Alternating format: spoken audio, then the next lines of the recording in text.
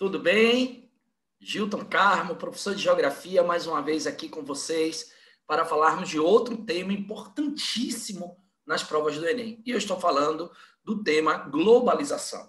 O tema globalização, ele, assim como outros assuntos, mas a globalização, devido à sua amplitude sobre outros assuntos, como indústria, como população, como a própria agricultura, etc., a globalização termina ganhando uma dimensão extremamente importante para o aluno que vai realizar qualquer que seja a prova, sobretudo a prova do Enem. Tá? E aqui eu trago uma questão de 2015, tá? Uma questão que fala o seguinte: um carro esportivo financiado pelo Japão, projetado na Itália e montado em Indiana, México e França, usando os mais avançados componentes eletrônicos que foram inventados em Nova Jersey e fabricados na Coreia. A campanha publicitária é desenvolvida na Inglaterra, filmada no Canadá, a edição e as cópias feitas em Nova York para serem vinculadas no mundo inteiro. Teias globais disfarçam-se com o uniforme nacional que lhes for mais convenientes. Bom, esse trecho aqui, um trecho muito bom, que retrata o que hoje a globalização representa. Globalização essa que deve ser entendida como um fenômeno que teve diferentes fases históricas e que, dos anos 90 para cá, ela caracteriza a realidade da nova ordem mundial. Esta substituindo a antiga ordem, que era denominada de velha ordem mundial ou ordem da Guerra Fria.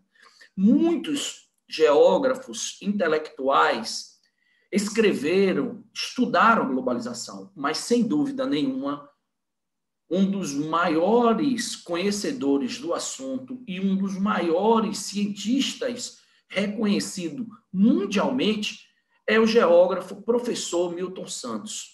Nos deixou uma vasta obra sobre esse assunto e outros relacionados à geografia.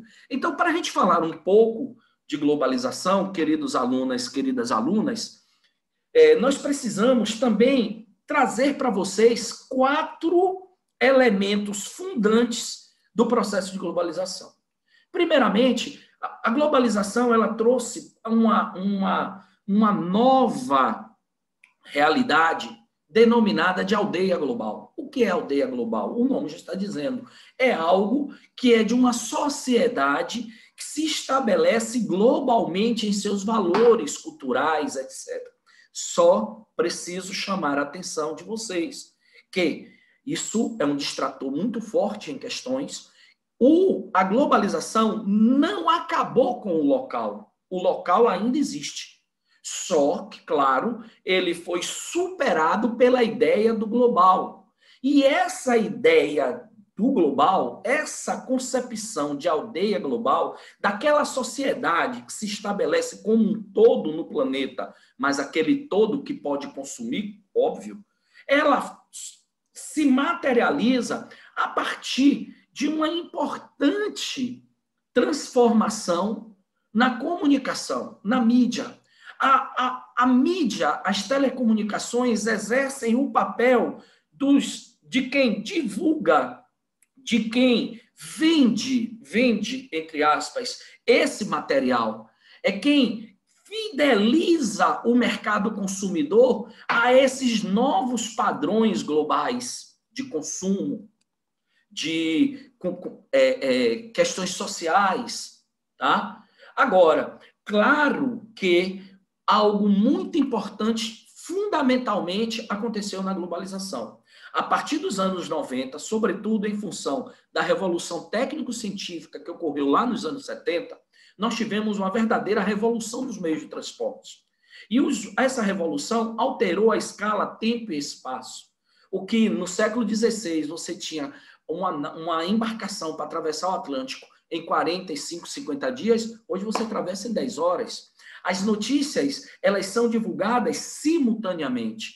Agora, o elemento que eu deixei por último, e não é porque é menos importante, muito pelo contrário, ele é fundamental, é que a globalização, ela aprofundou a desigualdade social.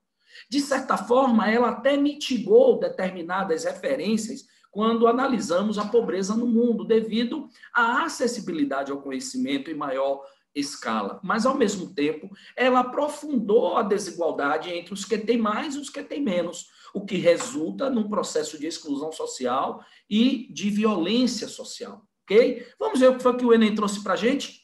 A viabilidade do processo de produção, ilustrado pelo texto, pressupõe o uso de linhas de montagem e formação de estoque falso. Primeiro, o seguinte, linhas de montagem e formação de estoques é o que nós chamamos lá na primeira metade do século XX, que foi o Fordismo. Empresas burocráticas e mão de obra barata. Não, né, gente? Por favor, empresa burocrática não tem a dinâmica para se estabelecer no mercado dentro dessa relação moderna de produção e consumo. Controle estatal falso. Lembre-se, por favor, meus queridos e minhas queridas, a nova ordem mundial ela é caracterizada pelo Estado neoliberal. O Estado vai perdendo força, chegando até o que se chama do Estado mínimo. Organização em rede e tecnologia da informação. Uma organização em rede, as empresas, apesar de fisicamente em locais diferentes, elas estão numa rede, numa internet que se conecta numa aldeia global da informação. E essa tecnologia via satélite, fibra ótica, etc. Gestão centralizada? Não, gestão descentralizada. E protecionismo econômico, que é a grande contradição da nova ordem mundial. Tá certo? Por quê? Enquanto que, na teoria, a OMC luta contra o protecionismo econômico, na prática, nós percebemos que os países fazem esse tipo de ação, sobretudo no que diz respeito às atividades relacionadas ao setor primário, às commodities, etc. Então, gabarito, letra D. Um grande beijo, galera. Já já nos encontraremos pessoalmente, viu? Um beijo a todos. Fiquem com Deus.